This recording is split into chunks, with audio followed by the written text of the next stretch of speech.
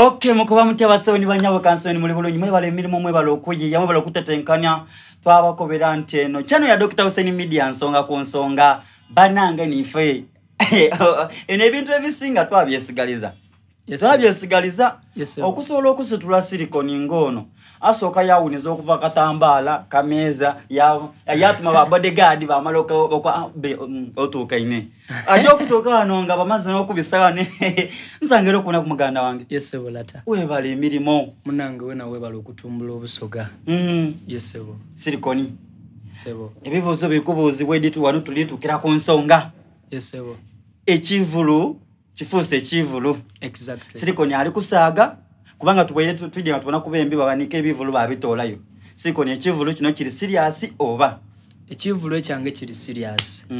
era bafanizi bange mwena ndiba kowola ngena ku omwezi 13 omwezi gwa December olunaku lujaba lwa mukaaga tuli kujja kuba ku Fort Lugard eiganga enkera lyako ngena ku omwezi 14 tujana mutumba yes omwezi gwa December siro olunaku lujaba lwa Sunday tuli kujana mutumbe wakamu katale okwingira gujja kuba omutwalo mulala ordinary VIP ejja kuba ya mitwalo 2 tinakakatebe silver table ejja kuba ya mitwalo 3 gold table ejja kuba ya mitwalo 5 platinum table eyaba Hussein director nsonga ku nsonga media eti amama 5 eyo yakakaire kalamba kakaire kabiri bala koira inuma aho ni woni wotulya ni kumbuzi yene embuzi dirioko chips bichi ebyokunwa binabena bija kuba akulata so concert is very serious abantu beboza lwacha azisilicone lwacha asala okubanga ata wa ku Fort Lugard igangeza mu kubifo bindi iwo walengera ku Fort Lugard no ebifo birimu but it depends ya buli muntu kala abano okusalawo yakati butinze ndijata wano mukuziguno njata wale yeah okay abembe mu busoga abembi batya abembe mu busoga balijja kuba obona oba exactly abembi abampulira mu emirembe era abanendo ready so bojo okubonayo nabajoba banaba botaboneyo tiba nanga era bona baganda bange mu ndongo je tulimu so abembi abasoga bajja kubayo omuli ya lady oyo yeya mukuyiwa omubiri kurange bano balana ya lady ono wefe yes omusoga so buli mwembi musoga goidi ali kujja kubawo yeah so kowola abantu ticket badagana wa okubanga omuntu ayenda ogula ku ticket ne ku kanamba tukasome ku kubanga tuwandika akanamba TikTok ekakuba yadema ko bange tambuza gondi video daife so kati tusome ku kanamba ke bali kwenda ogulya ku ticket akanamba oku WhatsApp oba ko sobola oku WhatsAppinga ku kali 07 89 395 0000 nkaira muntu kali 07 89 395 0000 then katusome kuni mu luzungu eriyo banaife bale ngati bawulira luno bafans yes so the number is 0744 35 0000 I repeat eri 0744 35 0000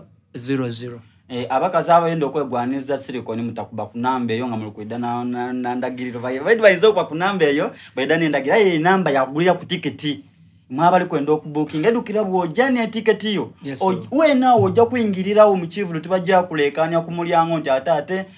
aliyo yakola ku kivulu muna kusawe ya sembayo abantu bayida ni ticket ya badega nati ife edoti deife ainga tena batunda ticket edo no buzibuwe bo abantu okwegana tickets nti abantu bachupula tickets okay olebo wa mwine akati aida tujeto chesemu wano which is ntinze ewange kijja kuba difficult nti ticket yange ejja kuba ku seal nga scanninga seal eyo nabona kentufu so tikwa scanninga yes so iwe idanayo ko idinto ogichupuire abanaba kumulyanga ni wedi yebana kutwala okay kati tulina ekivulu kirena kudamwezi nga 13 omwezi gwa December olunaku lujaba lwa mukaaga tuli ku Fort Lugard then yenkera lyako nga 14 olunaku lujaba lwa Sunday tujaba na mutumba mukatale era omwezi gwa December so security eri gulugulu abana akola fujo baide bakulu mwache mubiri kukuluma oidio mubiri okukuluma bulume Waizo kulumya amalumba ajanga ameso gali gati. Yeah, so tubasuubiza iwe vayova ogalanga tanye bigero deme kutenduka. Actually nze nsaba nti obutetolagana mu ntondo abali ku kiplanning abakitesetese. Baganda bange. Tubasobola. Ate ekivulu kyaifa kino kikaliyo nenaku watabawo bapanga bupango. Bona babayi. Wabawo abasobola okupanga ekintu olwo kwenda mu silicon ya aswale. Wabawo abenda opanga obupango. Batete obuno n'ebintu ebyabita. Babirete byali. Okubireta soka tubategeeza nti bana omuntu okupanga ekintu n'ojingirira ebikipulema nanti biwangala omaliriza osweire iwaba akoze eki ate kyoyenze nga tikituukirire so mupange mukole buli kimu but ife tuliwo mutulina we tujja ane obuno busoga ife ate busoga ntono kasita ife yakola ati nakonamu alla oti tuli bakuseguka akumata kumira mpera mbere ni silicon avocados mwene busoga aya akemba kaife tukogaireko to kaino we akemba kano kali kuogeza abantu obwama ndieno yes sir akemba kano nasoka nawulira mwasoka mwasala saundi waliwo omuvubuko wegundi we mayuge Dr. Hussein bamwita Busoga Nation yasoka yatema saundi eyonge bulamuku waja waletera la version yentufu olwemba luno wali utamunumba omwana yaluiba yalutayo oba ebintu bya music bizibu olwemba nali just ngali ku rehearsalinga munkuku nganenda tereza my vocals ya nati amaona kubakantu kanga kali simple nakantu butire kankolechi leka nkabisemu amalobozi gangago I already ra ngobo na tonti ditu kabichi just ndikola bwa ku rehearsalinga ngandine ekiwewe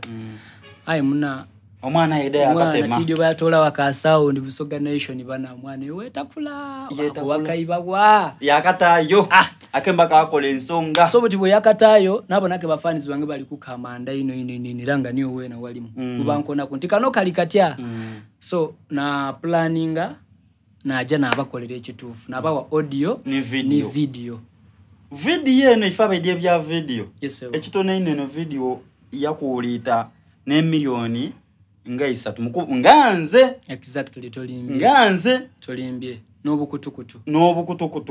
mukubona okwange kyova wona wene ndo kutegeeza nti omuntu obanga oli mwembinga oli eyo ngoli kwenda olwemba lusolo kubanga lutambula sobola okubanga olubalira olugero kasiri ko yafumya akemba kano yakata ku video eza TV kwetakola ki kwetakuba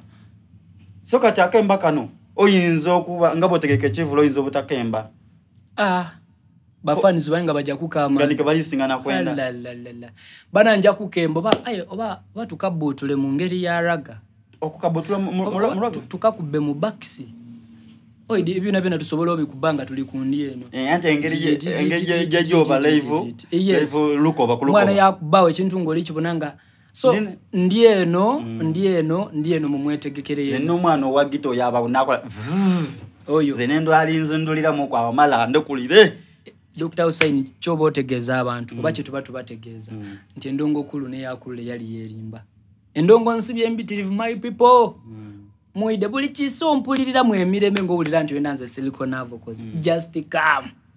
toja kwedusa lwacho ide mu kivulo ezira kuongera ezira kutenduka etaba kutisa oidi mpulira abandi bakoba mukodi ku kifeyo banagirayo obusimu kodi bayitira yabantu kodi bakuba bichi banange imo muri kusiye tumuleka abantu bange baide bampagire tibuli gwe bakwisimu ntyaba ID mu kivulu ku Fort Lugard abataidi abandi last year nze nabantu bange bandulira ezira gwe batola ku isimu ezira gwe bako banti bakubieku so this time round my people ateka ichi jakuba kindi mu ku security eja kubanwevu okuva kunjira eche kyakadenge tokoba buli kimwe kijja kuba set iwaida ko ide kukola lutalo mubiri gukulume ogolole wenige yesewo bakakaisa yes bakakaisa idaka iwaidi wena nti ndidye kama mbaya ayo mubiri gujja kukuluma abantu banwaidi bakuidusa silikoni otako wakuida kuidusa abantu kwenda kubaidusa mpaka kuluna kolokolachi paka kuluna ko lusembayo paka kuluna ko lusembayo ekirungi ko luna kuniwo wenka mu Busoga nategeke kivulu wenka kololo nako yes wadi twawula ebivulo twayawula obukali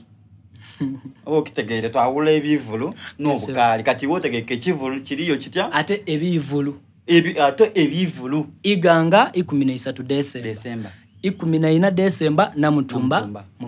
mukatale wenu. So my people muide ife ekintu kiri set mujje ku YouTube channel Tamu Silicon Avocos official ojje ku YouTube channel ya ife ofune audio ni video eyoremba lifolu yako luli ku trending olwandi eno